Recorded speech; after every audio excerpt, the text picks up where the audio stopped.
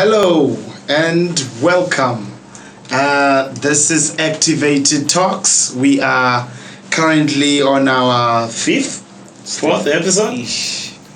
I lost count. I think we're on our fourth episode. Yeah, we're on our fourth episode. Right. Awesome. So today's topic, we are focusing on culture, or the Namibian cultural diversity, or so to say. So we want to start off with the fact of understanding or drawing a line between the Namibian traditional, the Namibian tradition and culture. You understand? So, in other words, according to Ofoso, is Ofoso Kofite Ahazi, who's a cultural anthropologist. He says culture is what defines who we are. You understand? It sort of defines who we are within a given society or a community. So it's very important for us to realize that tradition is the norms and the beliefs which are in place that sort of sets us aside, like put us on a different ignition to be recognized that we represent something. You understand? Maybe we can hear it from some of our hosts. How do they understand culture and so forth? Yeah, I'm very excited to be part of this conversation today. So we are mainly going to focus on the Namibian culture and how it has evolved from the pre-colonial to post-colonial and to modernity or to the contemporary Namibia as we know it today, right? Mm-hmm. Yeah. So I'm going to touch a little bit on the pre-colonial, Namibia, right? And then we'll also touch a little bit on globalization and modernity, and how colonialism shaped Namibian culture and how Namibian culture is fading away, Yeah. Let's hear from Brendon. Yeah, it's basically that we're going to be talking about the globalization. As for me, I'm going to touch on the effects of globalization on Namibian culture. Yeah, so we're going to focus on the positive and negative sides of globalization on our culture. Right. With that out of the way, let's get right into it. So, ladies and gentlemen, our viewers, please, before we start, just make sure you don't forget to leave us a comment, leave us a subscription if you're not subscribed to this channel, and don't forget to hit that like button. As always. With another one. Yes, most definitely. Don't forget to share. Don't forget to share as well. So, definitely. Getting into it, right? We have this conception that our cultures are backward, our African cultures are backward, they are primitive, and with the Eurocentric ways that are taking effect or taking shape solidly in our societies, we are starting to lose, the pride that we have in our cultures, right? And pre-colonial Namibia had our cultures were still intact before the impact of the colonial forces. Our cultures were still impact. We had our different tribal groups living in the country, and there was no, you can't say that there was tribalism or whatever. They were coexisting, in this territory and with one another, and they were making agreements between the different tribes, Yeah, no, definitely, because at some point, I always develop a question at the back of my head, like, all right, if the culture sort of in pre-colonialism, we still had a culture with zero tribalism. We still had a culture which was very rich in terms of tradition as well. What do you think? Would you say democracy already existed, or perhaps maybe during that time democracy was sort of like an unheard of thing? Because as much as we want to look at cultures, it sort of extends to a level where it influences the systems which are in place. Wow. You understand? Democracy. Yeah. Well, while democracy is a form of governance, right? Yeah. But then with democracy also comes other things like, freedom, liberalism, freedom to do certain stuff, freedom of speech, etc. A lot of things come with democracy. But I would say that democracy, maybe patches of democracy were visible, within the tribal groups, as isolated from the rest of the other tribes. To say that, the Vambus, they practice this traditional, form of life, and they have these cultural beliefs and cultural practices, and in the Vambu sphere, or in the Vambu environment, these are the things you can do and these are the things you cannot do. But I believe, if talking about democracy, our people had so much freedom. I mean, freedom of movement, that's a democratic trait. I'm sure they had freedom of speech. They could do a lot of other stuff, that can be applied to democracy, right? Yeah, most definitely. On what you want and what so I wouldn't say there was like authoritarian type of, regimes, or governance that was happening amongst our chiefs. I believe they were really, it was a community, man, and it was like a whole family, and the king or chief was, merely just regarded as the person who was overseeing the decisions, not to be like an authoritarian leader or anything like that. Yeah. So I would say democracy is kind of existed. Most definitely, because there was, I believe there was unity, man. Because at the end of the day, you would look at things like, let me say, hunters and gatherers. Those people really worked in collaboration. You understand, there was that's even the reason why we up until today have the concept of Ubuntu. You understand? Ubuntu, you are because I am and so forth. You understand? So it's amazing. Just to cut you a little bit, it's amazing when you bring up this idea of hunter gatherers. There was hunting seasons, right? All the tribes, would go. Most of the tribes practiced hunting. The Vambus, the Vangos, the Caprivis, they practiced hunting, right? And the Vambus are like divided in the sub-tribes. And I mean, maybe I'm talking too much about the Vambus because I'm a Vambu. Not because I'm a Vambu. Let's go.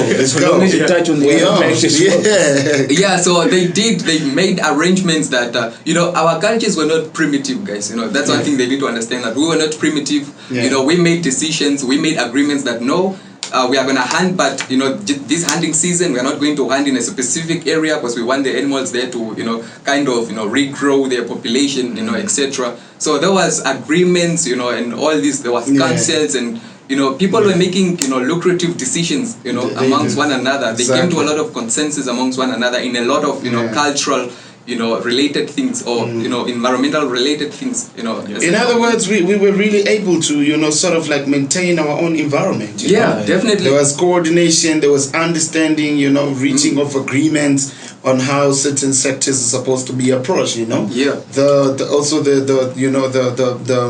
The distribution of land. I even heard like in Joy TV, I think.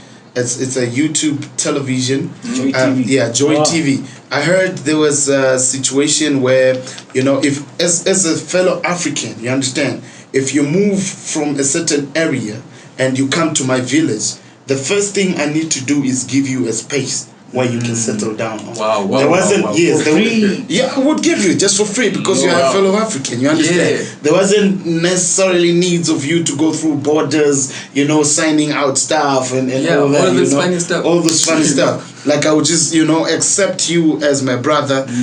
Make you find you a confined space in which you can be. You understand, and just feel at home. You understand? Together we live. Prosperously. So we have this communal spirit, right? And it's this type of spirit that was really making us live peacefully as Africans, to care for one another, this brotherhoodness, brotherly love, Ubuntu, as they say. I'm just gonna come in that when the Hereros and Namas fought the Germans, didn't they unite? Hereros and Namas united to fight the Germans, or it was a different scenario? Well, at a certain point they were fighting toward the common goal, right? To liberate their land from the colonial forces. So they did come to a consensus, an agreement, right? But then they fought together, the Damaras and Hereros. So Hereros fought on their part, and then and that's why nationalism come in. The spirit of nationalism, because if you remember, these tribes were living isolated from one another, pre-colonial, right? And when the colonial forces came in,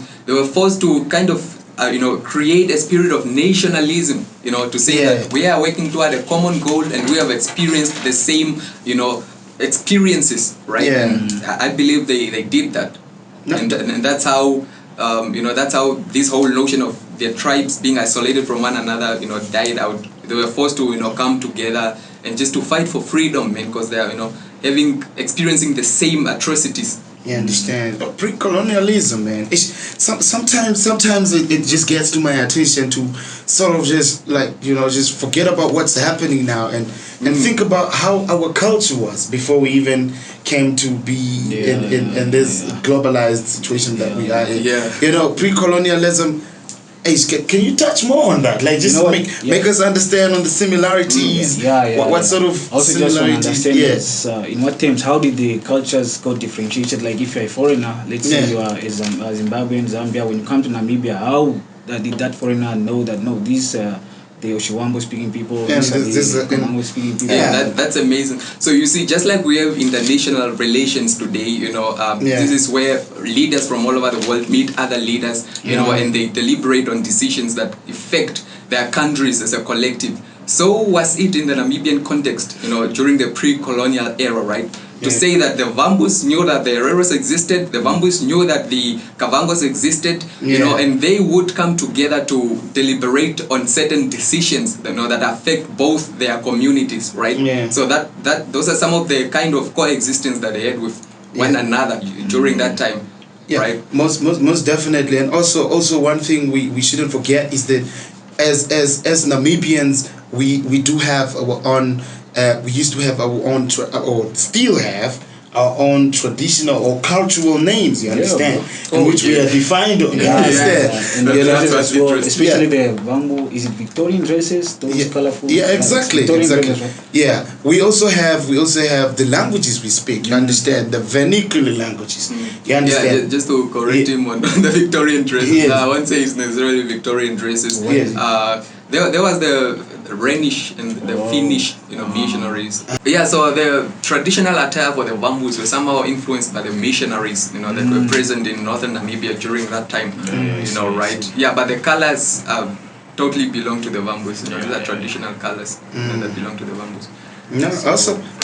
So it just shows that those are the distinctions that you could point out in terms of the cultures to say that this is the attire for the Vambus, this is the attire for the Kavangos, for the Caprivis, Hereros, etc. So those are some of the cultural privileges that they had. You could put it that way. Some beautiful stuff. I remember doing cultural festival. It's awesome, man. It's really awesome. There's some sort of connection when you even if it's just a simple attire that they're putting on and it's a cultural attire, it just gets it's amazing. I get goosebumps, and I always say this. I get goosebumps when I see during cultural days or Independence Day when all the different tribal groups just put on their attires. It's amazing, man. It's an amazing. So one of the differences that they could dwell on, and just to recognize that you are from a different sort of like a cultural background or a traditional setup, is the fact that you would speak a certain language, a traditional language, language differences. You understand? So it was amazing to an extent that at some point some tribal groups or some ethnic groups could still understand one another. That's the beauty of it all. You understand? Even though we couldn't entirely, or we can't still, let me not speak like this thing don't exist anymore.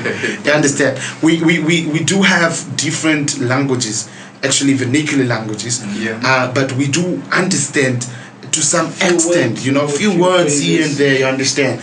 But if it's within the same tribe, we understand entirely, but not to that extent. You understand? I can't go thirsty when I'm with you. I'll be able to ask for water. I think one of the interesting facts about contemporary Namibia is the fact that we have, for example, Vambus who are very interested in learning Kavango, and we have Kavangos very interested in learning the Caprivian language. Look at that beauty. That's very interesting, right? That's and all the Barangwe and all this. Just shows that we have these cultures, and those are some of the ways through which the Namibian culture is kind of consolidated. To say that we are now living as one after all the atrocities that we went through, and those are some of the amazing stuff that are in place today. Yeah, most definitely. Sharing our languages and learning one another's language. Exactly. Learning one another's languages is one of the ways of us just bringing that unity back, you know. We need that unity back because if you just dwell on a situation where we don't even know what is going to happen 200 to 500 years from now on, then our culture and traditions are being lost as we pass on teachings to our next generation. You the ignorance of cultures and vernacular languages also falls under that. Now, you know, for instance, now we have English as a official language. Official language. Official language. Yeah, it is fine to speak English, you know, like on a daily basis. But then our kids or the kids also have to know their mother tongues, you know, because if they don't get to know their mother tongues, how about their kids? And their kids. Yeah, how they get to know the languages will die out. They will fade out. So please just get to know your languages, you know. Even though you want to speak, you know, you want to be an English native speaker, but then, you know, just touch on your mother tongue. Just to I think those are some of the stuff we should emphasize on, especially to younger mothers, because we have a lot of young mothers, you know, today in contemporary, you know, given the high teenage pregnancies, you know, and these are people who are born in the westernized lifestyle, right? And the Western influence is huge, you know, so they don't even mind about teaching their kids their native languages, right?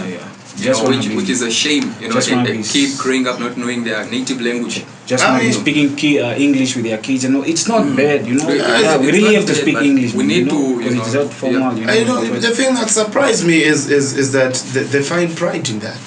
I don't know why. They find pride in not teaching their children language. You understand? A native language. It becomes problematic. That's why even Bob Marley says, you know, we need to start, emancipating ourselves from mental slavery. Mental slavery. Yeah, exactly. So it's huge mental slavery. Yeah, huge mental slavery. We need to unlearn and relearn. I remember this other picture. So I think it was Bob Marley's man. Yeah. Whereby it's a guy and then he has a chain with a big padlock. And it's like mental slavery. Exactly. Yeah. So this is where now, you know, we have Eurocentric way, views, you know, that are imposed on our countries, you know, on our cultures, and some of our cultural norms and values are diminished because of strong Eurocentric, you know, values and views that are imposed on us. And this has, you know, children from a young age believing that our traditions are backward, our traditions are weak, blah blah blah, all this stuff, and these chains should be broken. We need to unlearn and decolonize our minds. You know, we received political emancipation, you know, we are slowly heading to economic emancipation, but we need mental emancipation, you know, mental freedom. Decolonialities is what we should focus on, especially mental decolonialities. I think that's where a line need to be drawn between African traditional religion and culture. You understand? Because at the end of the day, there is religions which are formed, and I don't understand. I speak to be corrected. You understand? Because at some point you would really want to follow what society teaches you, but at the other end, you can't just ignore the fact that there are questions arising in your head.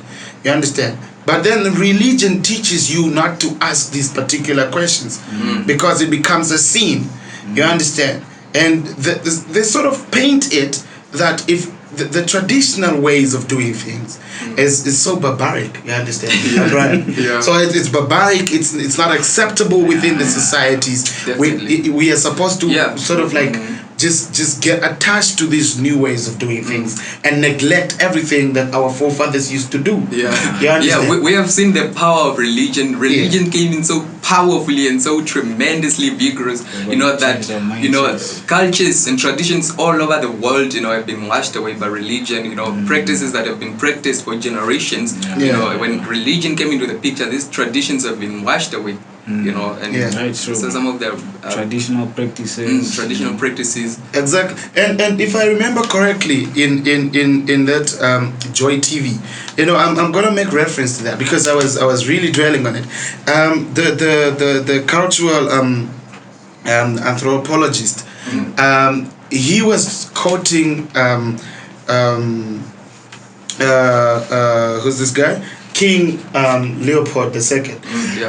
Yeah, when he sent missionaries to Congo, he told them. Oh, Leopold. Yeah, you understand. When he sent missionaries to Congo, he told them not to go and teach the community of Congo about God. Wow. You understand? Yeah. Because not to say that the Christianity, or not to say that there was already the Bible roaming around that place. No, is to sort of emphasize to them that the African cultures already was familiarized with God. Yeah, you understand? Definitely. They do understand that killing is bad. They do understand blasphemy is bad. They do understand that all these things that the Bible's sort of emphasize now, they do know that. You understand? Well, you know, that's a great point. You know, yeah. to say that Africans lacked, you know, the knowledge of natural law is totally wrong, because there is natural law. Well, you know, exactly. that apply to Africans as much as it applied to Europeans or Yeah. to people from other parts of the world. Yeah. You So know. he sort of emphasized to go and tell them that their cultures or their traditional ways of doing things is bad and dark. You understand? Wow. So that at the end of the day they lose hope. Yeah. And they start to lose the focus of them understanding that the resources on their grounds or on their nation is more valuable. So that they start to see different ways of how they can approach the godly way, the spiritual way, the worshiping. Yeah. You understand? So that they are not dwelling on who God is, what that, because the Africans knew that already. Yeah, Africans knew You that. know, it's sort of like a different strategy. Yeah. You understand? So and one thing Africans need to instill into their minds is that civilization began in Africa, right? Yeah. Civilization began here and then it was spread across the world. You know, this is where we had some of the first civilizations, you know, talking about ancient Egypt, Exactly. you know, the old Mali kingdom, you know, we are talking about Ethiopia, you know, great Sudan, great civilizations that were in place, you know, and then it spread across the world later on. So to say that Africa was backward is totally wrong. We were not backward. Africans have just been doing things a totally different way. Yeah, a whole different scenario. But you know, there are some diseases that cannot be healed by hospitals. Right? You can go to a doctor and the doctor will be like, yeah, and you just brought up you brought up a good point. You know, talking about African science, you know, and the European science, you know. We had our own ways of healing sickness, right? You know, we had a different approach to medicine, just as the Europeans had their own approach to medicine. So to say that our medicine is not significant or doesn't have impact, you know, it's trash. It's terrible. It is. Now, what I would want to say to the youth out there exactly at this middle of this talk is that we need to start having a liberal mind. You understand? To an extent that we shouldn't always be shown how we are supposed to do things. You understand? Sort of experiment, so that at the end of the day you also have your own outcomes. You also have your own your own result. You understand? Instead of you being told do this, this is bad, and then you just follow. Stop doing this, and start doing this. You understand? It becomes very wrong to an extent that you do not know what the next person is trying to achieve by telling you what they are saying. You understand? Saying that no, your practices are all stupid, so just focus on what I'm gonna teach you. You understand? So it's like, all right, I'm following along. I'm following. Yeah, you just no, that's just how it is. That's just the law says this. No, it's bad. It's horrible.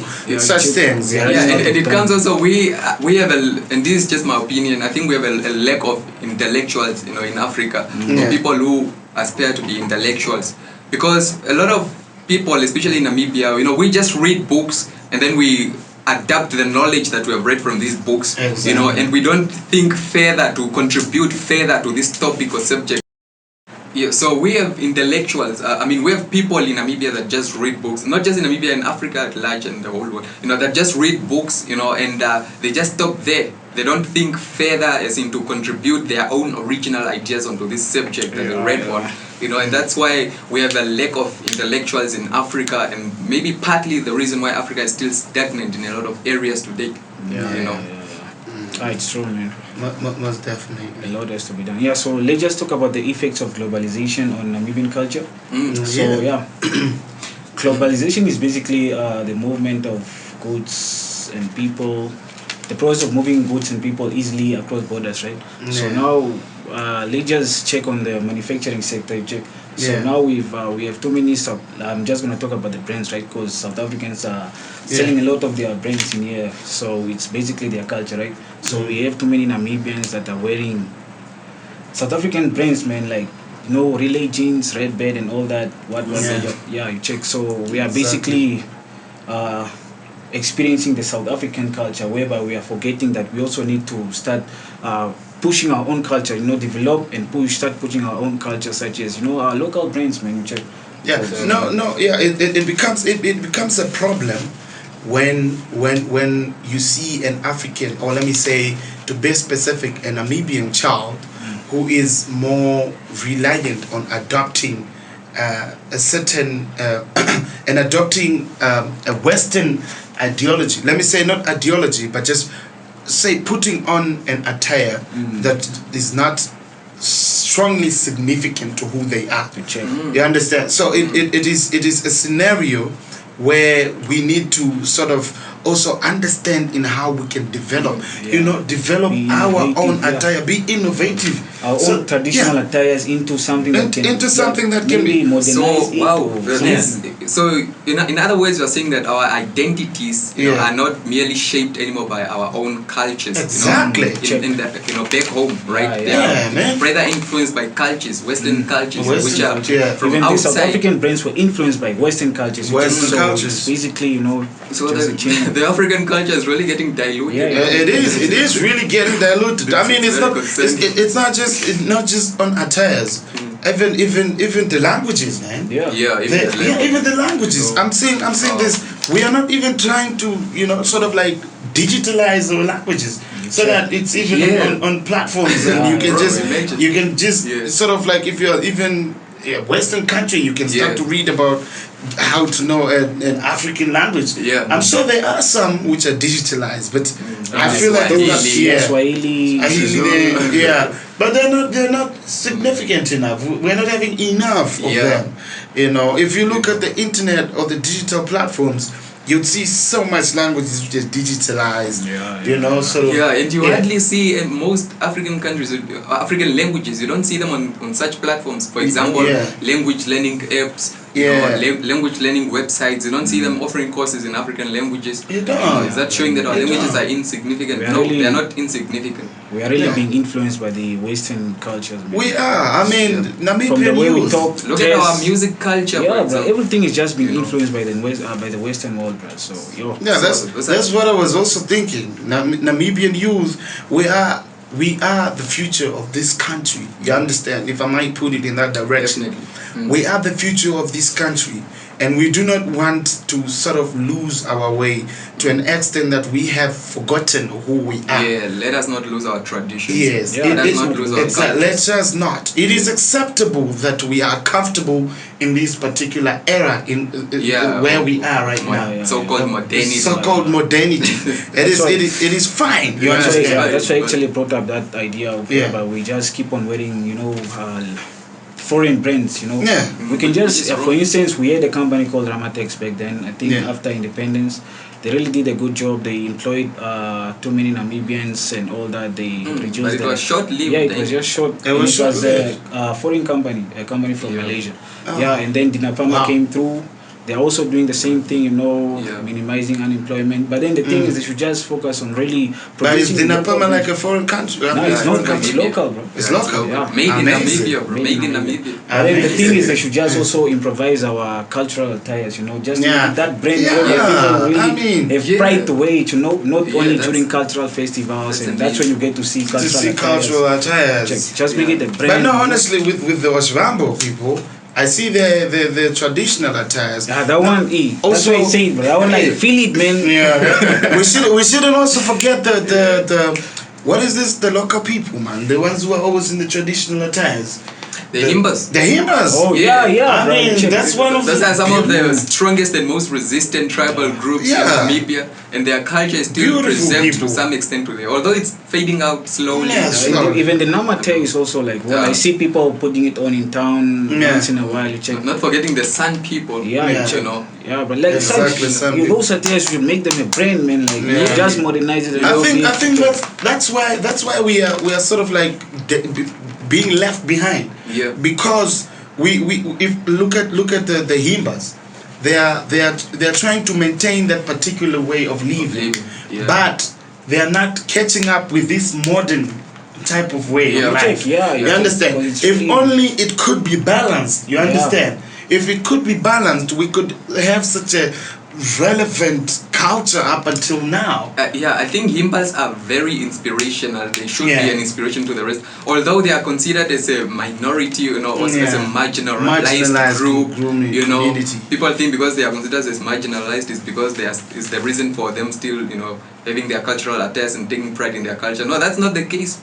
You know, and we should conserve our cultures, conserve our languages, conserve our traditions. You know, from the threat of globalization. Exactly, from the threat of globalization. And I think the only country in the world that slightly escaped globalization is North Korea. It's North Korea. Slightly. And they detached themselves from it. So, honestly speaking, Namibian youth, please, fashion designers, whoever you are, whatever you are specialized in, please, just make sure in whatever you do, try considering putting culture, your culture, at the back of your head. Let's push our own culture, you know. Let's conserve our cultures. Our cultures are not backward. Our cultures are beautiful. They are beautiful. You know, it's because of our cultures we get a large influx of tourists coming here because of how amazing it is. You know, it is so amazing. So let us conserve our cultures. Let us conserve our languages, our native languages. Let us teach our children the languages. You know, let it be the first language the kid knows how to speak. You know, let English not be the first language the kid knows how to speak. Who are shy to speak their mother tongue. You find people very shy, that? you know, speaking their He's shy to speak his mother tongue, his or a mother tongue, but then laughs at the other one who tears, English, who speaks broken English. And I'm like, I understand. It's When terrible. you find me in the road, I'll tell you, I'm in Mkavango. Anu yunge raka No joke. touch on everything. And all that. No, otherwise, no, we good. Activated talks. Ish. You know, culture is one of those topics which just gets too emotional. It's very broad, man. It's broad. If we are to dive into it, we are gonna drown. And if you think that we've missed something, just comment. And let put us it in know, the comment section. Let us Drop know those what comments. Let us know what we know. Pop us an email. Our email is also in the description. Let's go. Whatever. It is what it is. Until next time. Sharp.